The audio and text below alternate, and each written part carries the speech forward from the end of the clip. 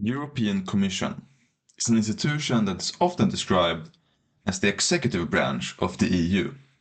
Think of it as the EU's government. And it's based here in Brussels.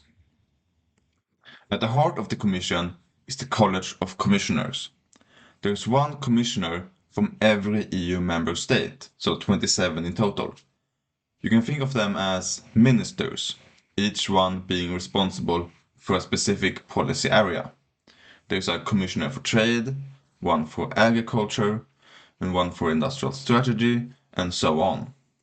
And just like in a national government, under each commissioner there are departments doing the actual work. In the EU, these are called Directorate Generals, or DGs for short. So for example, the DG for Trade answers to the Trade Commissioner. And it's the experts working in the DGs who actually write new law proposals and handle the day-to-day work of the Commission. And leading the whole college is the President of the Commission, which currently is Ursula von der Leyen. So how does someone become President of the Commission? Well, every 5 years there's a European Parliament election, and after each election a new commission has to be formed. So first, the heads of government or state of all EU member states, who all sit in the European Council, they nominate a candidate for president. And that candidate then has to be approved by the European Parliament. And once approved, the new president puts together her team, one commissioner from every member state, and she decides which commissioner gets which portfolio. And then the Parliament gets to grill each commissioner individually before giving its final approval. Now, what does the Commission actually do? Well, its most important role is in lawmaking. The Commission has the exclusive right to propose new laws. The Parliament and the Council of the EU get to approve or reject them, but the initiative of starting a new law proposal always starts with the Commission. And once laws are passed, it's also the Commission's job to make sure that they are implemented consistently across all 27 member states, so that a regulation means the same thing in, for example, Finland as it does in Portugal. And if a country doesn't comply, the Commission can take legal action against it, potentially leading to fines. And the Commission also manages the EU budget. It drafts the budget proposals, and once it's approved by the Parliament and Council, the Commission distributes the funds and monitors how they are spent. And if a country misuses EU money, the Commission can freeze payments. And finally, the Commission also represents the EU internationally, especially on trade, where it negotiates agreements on behalf of all members. So in short, the Commission is the engine of the EU. It proposes, implements, and enforces. And without it, very little in the Union would actually get done. Now let's look at the European Parliament, the only institution in the EU that is directly elected by the people. Every 5 years, EU citizens vote in European Parliament elections. Each member state gets a number of seats based on its population, so larger countries are slightly underrepresented, and smaller ones slightly overrepresented to make sure every country has a meaningful voice. In total, there are 720 members known as MEPs, members of the European Parliament. Parliament meets in 2 cities. Plenary sessions, where the actual voting takes place, are held in Strasbourg. Committee meetings and negotiations with other institutions happen in Brussels. And the Parliament also has a secretariat in Luxembourg for administrative purposes. Now, with over 200 national parties represented, you might wonder how anything gets done.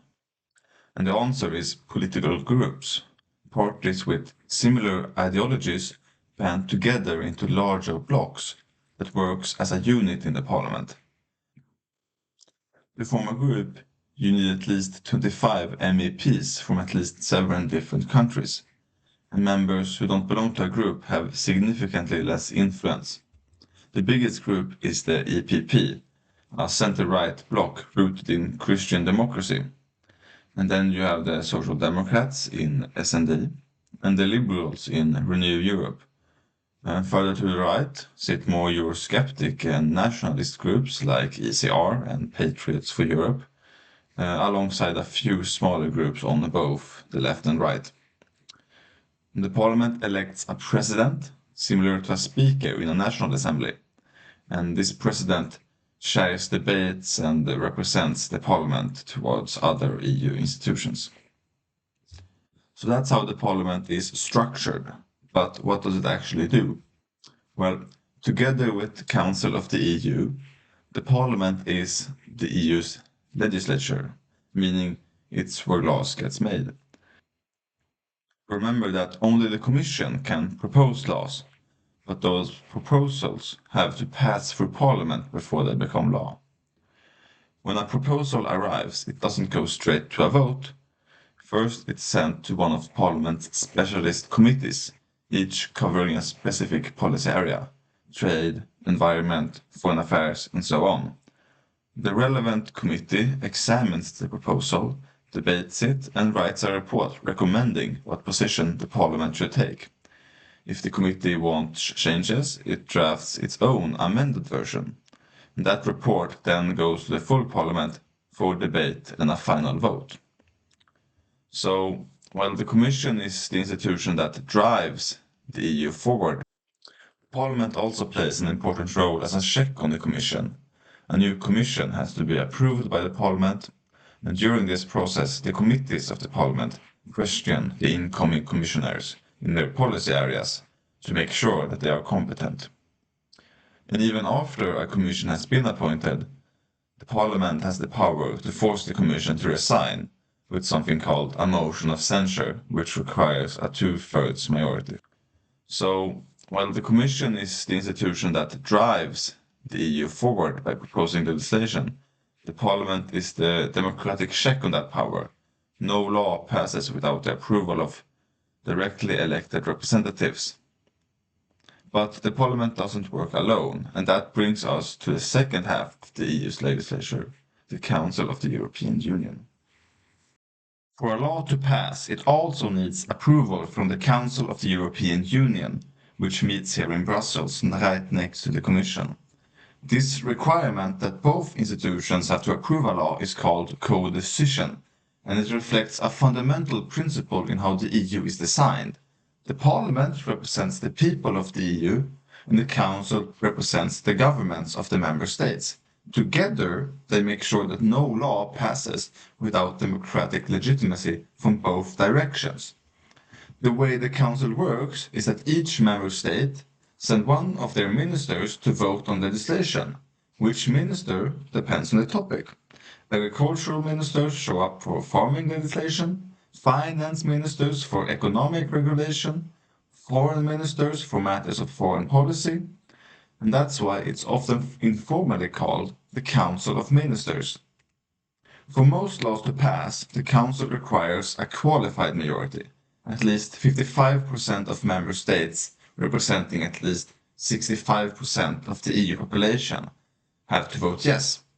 This is designed so that laws can't be pushed through by a handful of large countries alone, nor by a coalition of small ones.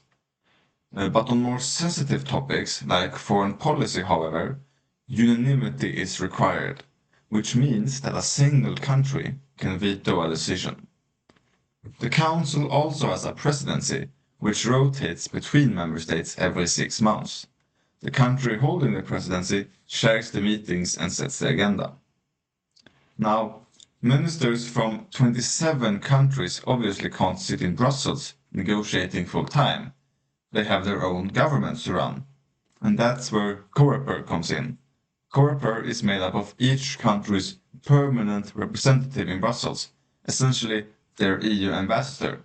And these ambassadors do most of the preparations and hammering out of compromises before the ministers ever meet. And if these ambassadors reach an agreement, the ministers simply rubber stamp it at the next meeting. Only the genuinely contested issues get escalated to the ministers themselves.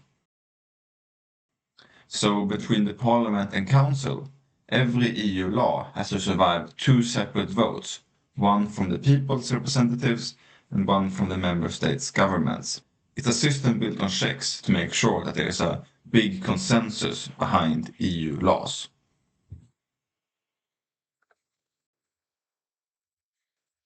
Now, when we go to the next institution, it might be a bit confusing.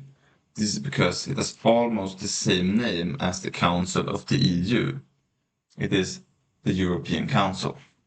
So we have the Council of the European Union and the European Council. And they also have the same building, the same logo, but they are completely different institutions. You see, where the Council of the EU is made up of ministers voting on legislation, the European Council operates on an entirely different level. This is where the heads of state or government of every member state meet, the presidents, prime ministers, and chancellors of Europe.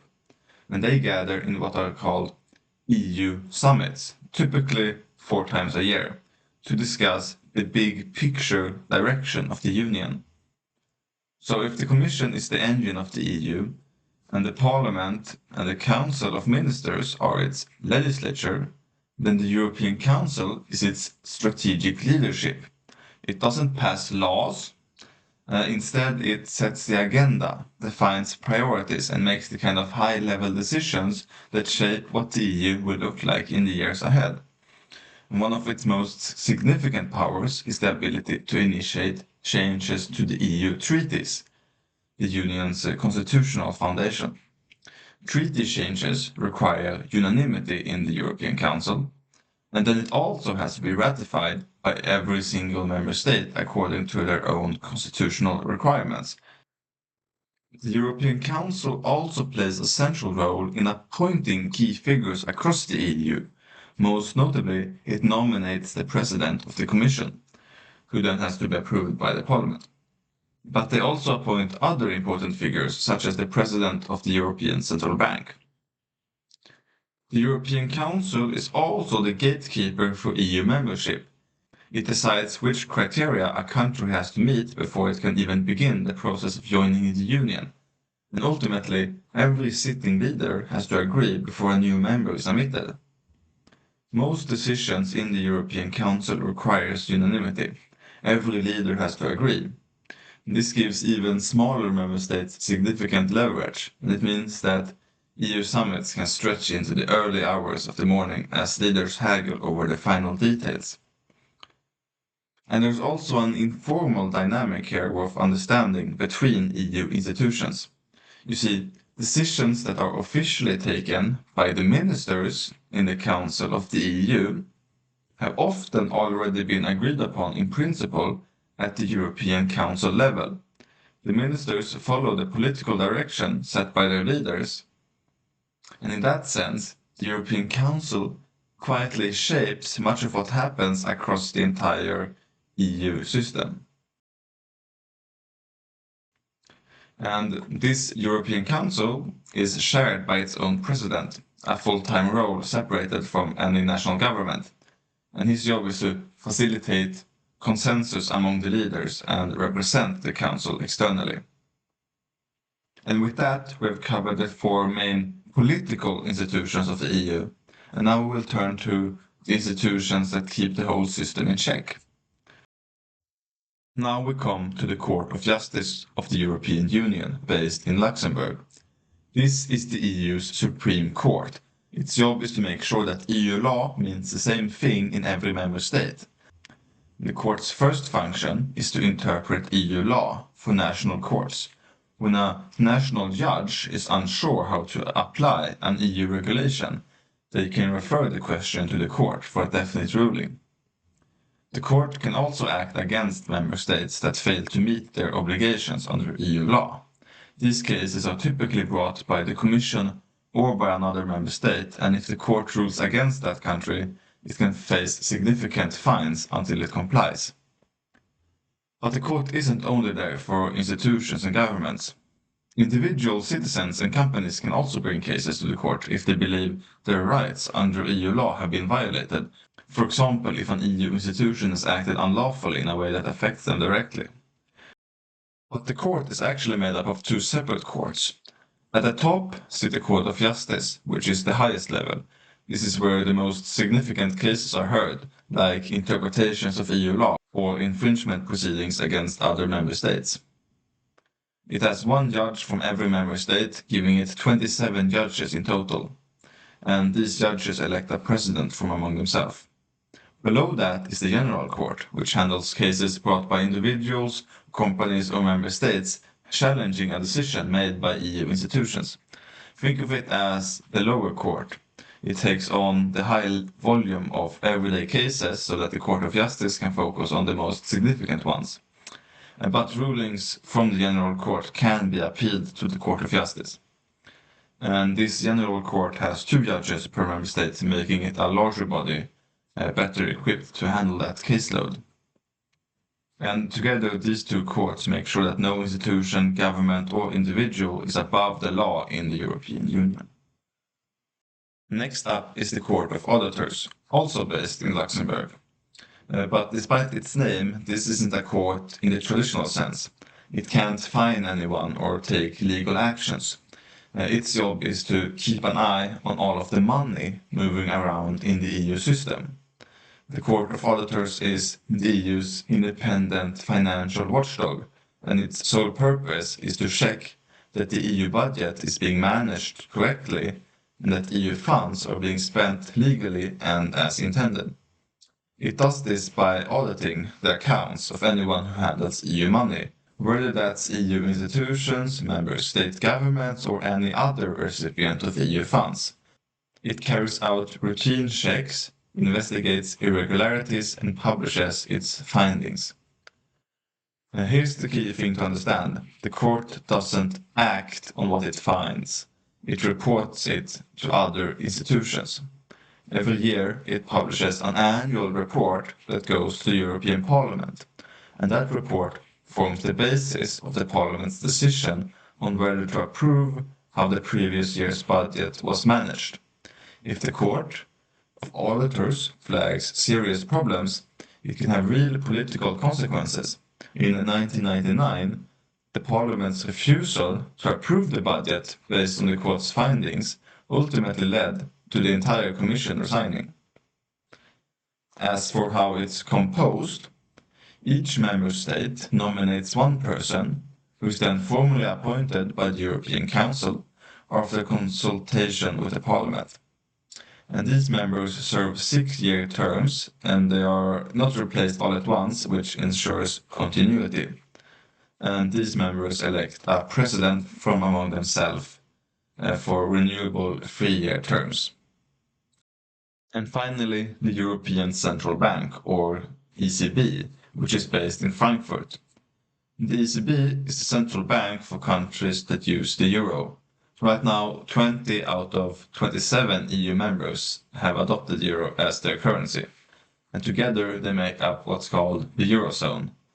And a handful of non-EU countries like Monaco also uses the euro through special arrangements. And the ECB's primary job is to maintain price stability across the Eurozone. And in practice, that means keeping inflation close to 2%. And it also has a secondary mandate to support the broader economic policies of the Union. And to do that job credibly, the ECB has to be independent. It cannot take instructions from national governments or other EU institutions. And this independence is written into the EU treaties and is considered non-negotiable. Because a central bank that can be pressured by politicians loses the trust that makes monetary policy effective in the first place. So then, how are decisions taken at the ECB? Well, the ECB is part of the European Central Bank system, which means that the national central banks in the Eurozone countries run the ECB together. You see, The governors of the national central banks sit in something called the Governing Council, who meets every 6 weeks and makes decisions on the monetary policy of the ECB. And this Governing Council has an executive board who makes the day-to-day decisions on monetary policy, which means executing the decisions that the Governing Council has made. And this executive board meets every week. And this executive board is appointed by the European Council for a non-renewable 8-year term. And there are 6 members of the executive board, including the president and vice president of the ECB. And that's the ECB, the institution that keeps the euro stable and the eurozone's monetary system running. And so that's every institution of the European Union. Or at least every official institution as listed in the European treaties. There are also so-called agencies who are not quite institutions, but many of them are independent acting agencies, which I didn't go through, and there are also many parts of the different institutions that I didn't explain, a lot of nuances and so on that I didn't have time to go over. So there's a lot more to learn about. And I might have gotten some things wrong.